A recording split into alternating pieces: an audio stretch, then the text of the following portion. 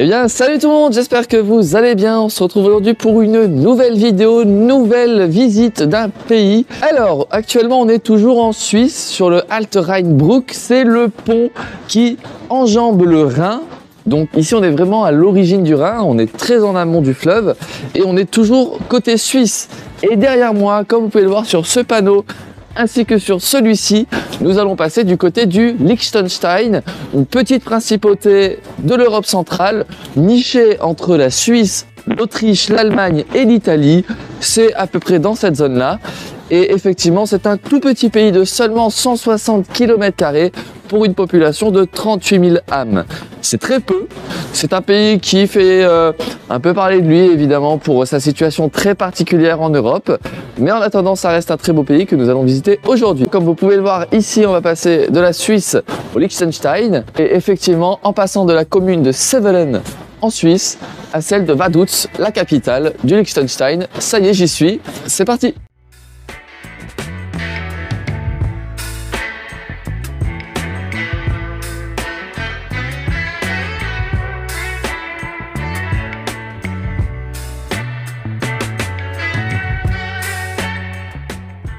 Et pour l'instant, on est toujours à Vaduz. On attend le bus 21 qui va nous emmener à Malboun.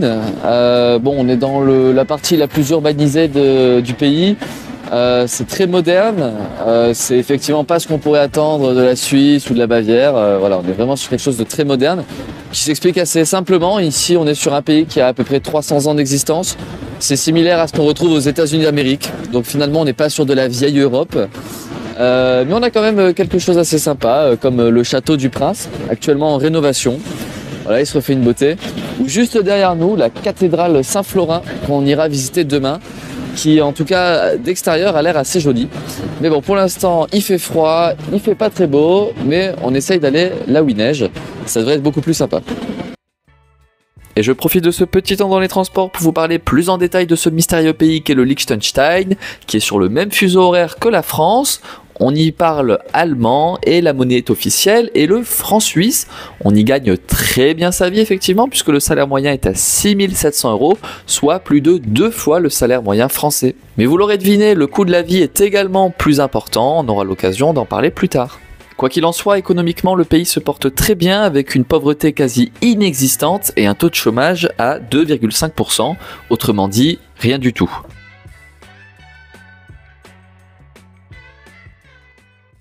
E ciao a tutti, sono sulle Montebre, potete vedere la città di Lugano Et on est effectivement sur ici la montagne qui surplombe la ville suisse italienne de Lugano.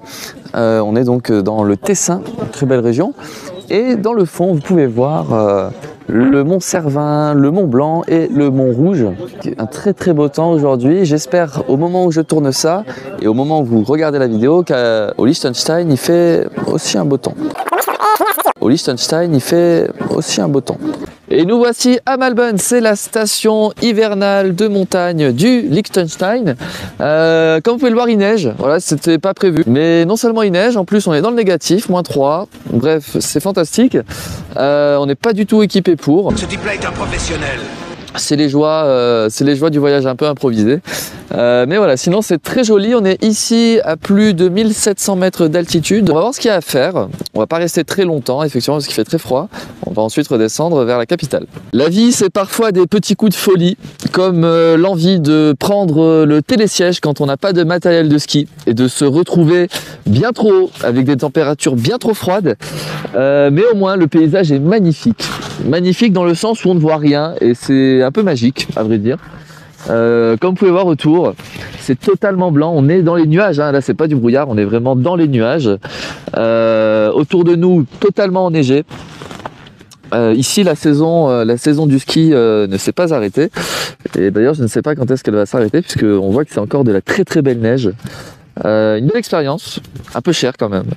Ça on en parlera plus tard, le Liechtenstein c'est très très cher. Mais je pense que ça valait le coup de le faire.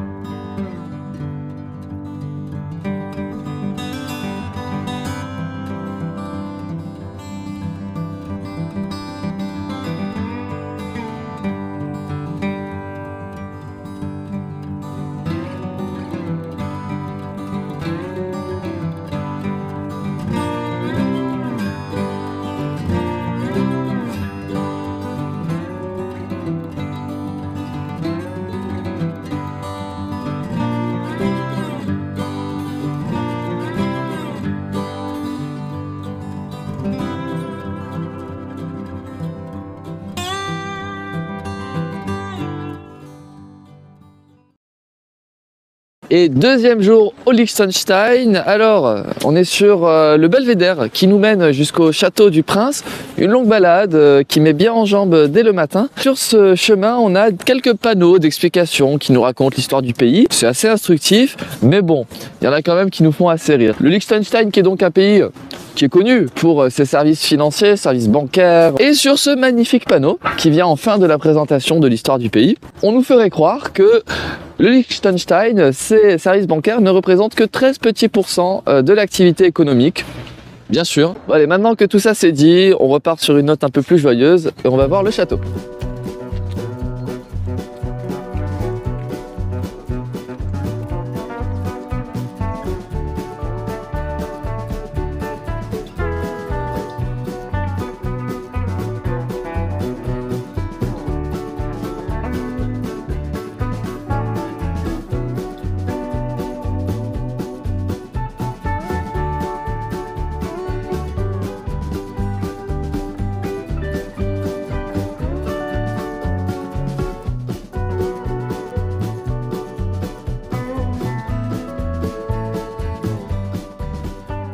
Et nous voici devant le château de la principauté du Liechtenstein, là où vit la famille princière. Effectivement, ça nous permet de parler un petit peu de la politique. Alors, c'est une monarchie héréditaire parlementaire, c'est-à-dire qu'on a un prince qui vit ici, qui est de plein droit.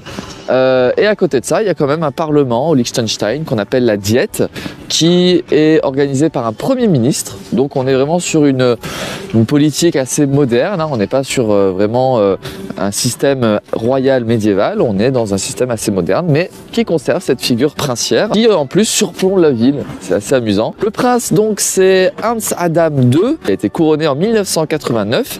Il a 4 enfants, il est bien installé et lui-même ses origines dynastiques se retrouvent en Autriche, puisque sa famille effectivement à l'origine servait la cour impériale autrichienne. Bon, malheureusement aujourd'hui le château est en travaux, voilà, rénovation. Il faut dire qu'il a connu de nombreuses rénovations depuis qu'il existe, des modifications. À l'époque, c'était juste un petit donjon, ça s'est transformé en château de bailli, puis ça a accueilli la garnison de l'armée du Liechtenstein qui aujourd'hui est dissoute. Et aujourd'hui qui accueille à titre permanent la famille princière. Il est assez beau, mais malheureusement on ne peut pas le voir en entier aujourd'hui. Et sous le château, nous retrouvons la place du gouvernement. C'est ici que sont prises les décisions du pays, avec le bâtiment principal où siège donc le gouvernement du Liechtenstein. Derrière, on a le reste du Parlement avec la Diète, comme je l'ai expliqué tout à l'heure, qui est donc cette assemblée du peuple qui décide. Voilà, c'est une place gouvernementale assez simple, à l'image du pays, très petite, mais qui est quand même assez belle, puisque derrière, nous pouvons voir l'église cathédrale Saint-Florin, que nous allons maintenant visiter.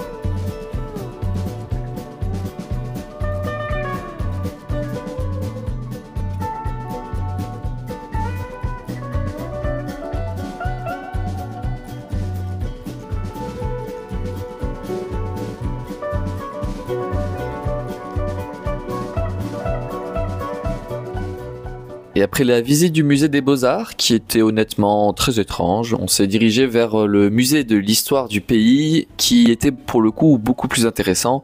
On y a découvert les origines du pays, que ce soit avec les premiers peuples celtiques qui peuplaient la zone, et un peu plus tard l'occupation romaine, qui est assez bien représentée. Puis le musée montre comment vivaient les gens au Liechtenstein pendant l'époque moderne. Il y a notamment une petite partie du musée qui est consacrée à l'histoire de Napoléon, qui on sait a longuement combattu l'Empire autrichien dans cette partie du monde. Et à côté du musée, il y avait une pièce un peu plus confidentielle destinée à accueillir les pièces les plus remarquables et précieuses du pouvoir liechtensteinien.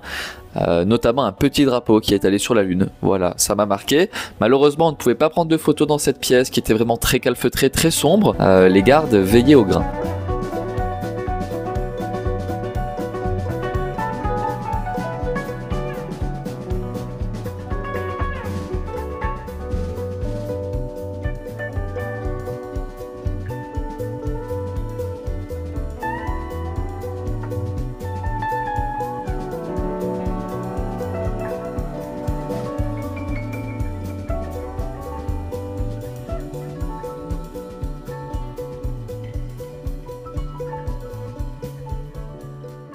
Et voilà, c'est tout pour ce vlog, j'espère qu'il vous aura plu. Bon, petit résumé, des voitures de luxe un peu partout, beaucoup de neige et quelques paysages somptueux des Alpes suisses. Liechtenstein, c'est un pays, je pense que vous l'aurez vu, assez unique en Europe. Venez si vous avez l'occasion et surtout les moyens, parce que ici vous comprendrez ce que c'est d'être pauvre avec un salaire de français. C'est hors de prix, je vais vous citer un seul truc, c'est le poulet, 60 € le kilo pour le premier prix. Voilà, ça vous donne un peu une indication du coût de la vie ici.